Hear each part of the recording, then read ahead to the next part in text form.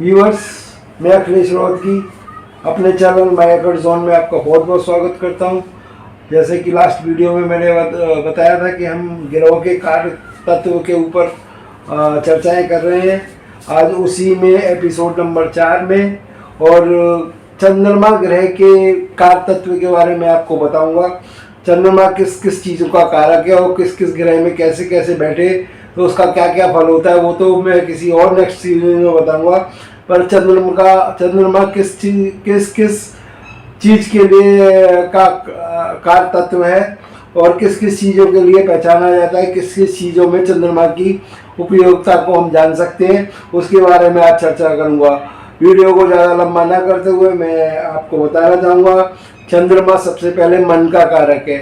मन, चंद्रमा आपने देखा हुआ हर 2.5 दिन में अपनी एक राशि को चिन्ह कर देता है। ज्योतिष के हिसाब से हर 2.25 दिन के अंदर चंद्रमा एक राशि को परिवर्तित करके अपनी दूसरी राशि में प्रवेश कर जाता है। चंद्रमा 15 दिन की अमावस्या, 15 दिन की पूर्णमासी होती है। 15 दिन में एक प्रतिपदा से शुरू होकर पूर्णिमा तक होता है तो पूरा चंद्रमा होता है। उसके बाद में वो धीरे धीरे घटना शुरू होता है तो अमावस्या को पूरा खत्म हो जाता है, जो कि हमें पूरी काली अंधेरी रात हमें देखने को मिलती है।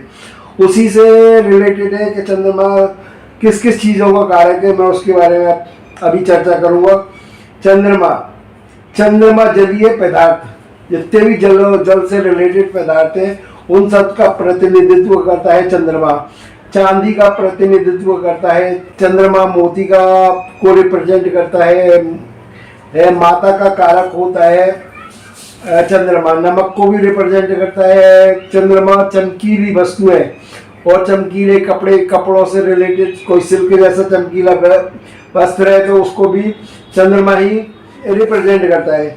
और जो भी किसी भी जातक की कुंडली में कोई भी शुभ अशुभ जो भी ग्रह होते हैं या कुछ भी होता है, कोई नए काम हमें करने हैं या पुराने काम करने हैं, जो भी हमें नए काम करने हैं, कोई भी शादी विवाह का मुहूर्त निकालना है, कुंडली का मुहूर्त निकालना है, तो उसके लिए हमें विशेषकर चंद्रमा का ही सबसे ज़्यादा महत्व होता है। चंद्रमा के थ्रू ही हम किसी के कुंडली में मुहूर्त की दशाएं वगैरह निकालते हैं, क्या टाइम वगैरह है, कौन सा टाइम सूट करेगा, वो भी मुहूर्त से ही देखा जाता है। वो भी उसी का भी कारक चंद्रमा ही है।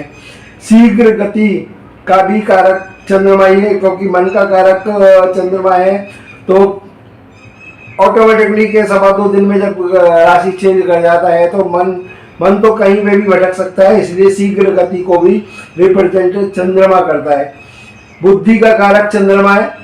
यदि चंद्रमा आपका उच्च का है, बहुत अच्छी कंडीशन में बैठा है तो आपकी बुद्धि बहुत अच्छी होगी। और सुगंध का कारक भी चंद्रमा है। आपके सूंघने की शक्ति किस टाइप की है वो उसको भी रिप्रेजेंट करता है चंद्रमा। आपकी निंद्रा किस टाइप की, आप नींद पूरी कर पाते हैं नहीं कर पाते हैं, जागते रहते हैं, किसी को अनिद्रा की बीमारी हो जाती है, उसी टाइप से भी वो भी चंद्रमा को से ही हम देखते हैं। सारे सुखों का भी चंद्रमा ही है। हम यात्राओं को, जितनी भी यात्राएं होती हैं उनका भी चंद्रमा से ही देखा जाता है, चंद्रमा ही उनका कारक है। कि का विचार किया जाए तो उससे भी चंद्रमा को देखा जाता है। गोल शरीर होता है जिसका, उसको भी चंद्रमा से ही देखा जाता है। शुभ दृष्टि भी चंद्रमा से देखी जाती है। आपके बोलने का लहजा किस टाइप का है, आप किस टाइप से बोलते हैं, मधुर वाक्य आप निकालते हैं तो उसको भी चंद्रमा से देखा जाता है। चंचल स्वभाव होता है चंद्रमा का, तो जिसके व्यक्ति का चंचल स्वभाव होता है वो भी चंद्रमा से देखा जाता है। और व्यक्ति में कितनी कामातुर है व्यक्ति किसी भी काम को करने के लिए, उसको भी चंद्रमा से ही देखा जाता है। माता का कारक ग्रह है चंद्रमा। जो भी हमारी माता है उसका सबसे मेन कारक चंद्रमा ही होता है। सारे सुखों का कारक भी चंद्रमा ही होता है। मानसिक विशेषताओं का भी कारक चंद्रमा होता है। आपका मन मस्तिष्क किस तरह से काम करेगा, आपके मन, जैसे मन का कारक चंद्रमा है तो मानसिक चीज़ों के लिए विशेषताएं देता है। आपका तर्क शक्ति बढ़ा देता है, आपके बोलने चालने की का तरीका चेंज करवा देता है, आपका लहजा एकदम कोमल हो जाता है। कोमलता, किसी भी चीज़ को कोमलता देखनी हो, किसी में वो देखनी हो तो उसका कारक चंद्रमा होता है।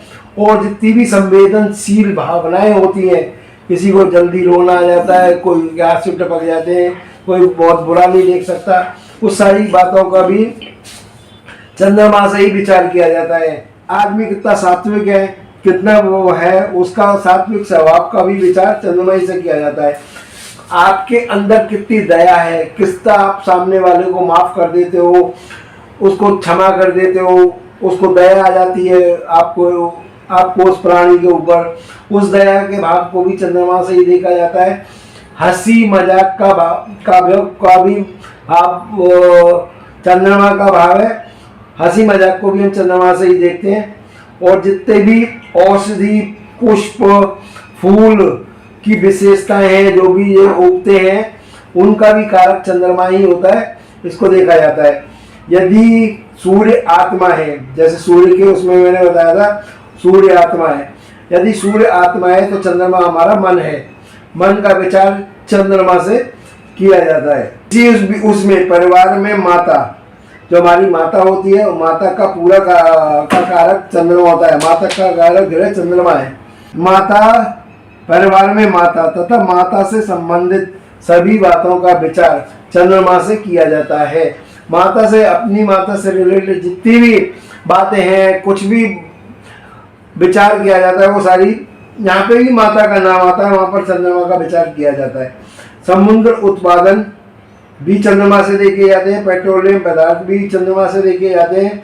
जो डेली काम करते हैं फेरी वाले, उनका भी विचार चंद्रमा से किया जाता है। जल परिवहन का विचार भी चंद्रमा से किया जाता है।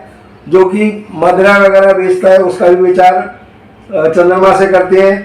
तेल का जो भी काम करता है, उसका भी विचार चंद्रमा से करते हैं। रसायन, द्रव्य का भी विचार चंद्रमा से किया जाता है। नौसेना, जनता का विचार, सामाजिक कार्य, सेवाएं जितनी भी है, उन सब का विचार चंद्रमा से किया जाता है। ट्रैवल एजेंसी का भी विचार चंद्रमा से किया जाता है। नौसेना का भी विचार उससे किया जाता है। कपड़ों का उद्योग का भी विचार चंद्रमा से किया जाता है। दूध से जितने भी रिलेटेड काम करता है कोई भी, उसका भी चंद्रमा से देखा जाता है। होटल व्यवसाय भी जितने लोग करते हैं, उसका भी चंद्रमा से ही विचार किया जाता है। कुछ रोगों के बारे में विचार करूं तो क्षय रोग, जैसे टीबी हो गई, उसका भी विचार चंद्रमा से किया जाता है। कफ का भी विचार उसी से किया जाता है। मिर्गी का विचार मैंने सूर्य से भी बताया था, चंद्रमा से भी इसका विचार किया जाता है। निंद्रा का भी विचार इसी से किया जाता है। शरीर में रक्त प्रवाह है, उसका भी विचार इससे किया जाता है। नाक कान गले के रोगों का भी विचार चंद्रमा से किया जाता है। इस टाइप से मैंने चंद्रमा के कारक तत्व आपको बताए हैं। कुंडली में चंद्रमा कहाँ पर बैठा है, किस कंडीशन में है, उच्च का है, नीच का है, ये सब मैं आगे के एपिसोड में आपको बताऊंगा। अभी चंद्रमा से हमें क्या क्या चीज़ देखनी होती है, उसके बारे में मैंने बताया। आपको मेरा ये वीडियो कैसा लगा, उसके बारे में मुझे कमेंट्स कीजिए, जिससे मैं आगे की और सीरीज में आगे बढ़ता रहूं। आपका प्रोत्साहन मुझे मिलता रहे। बहुत बहुत धन्यवाद। जय माता दी।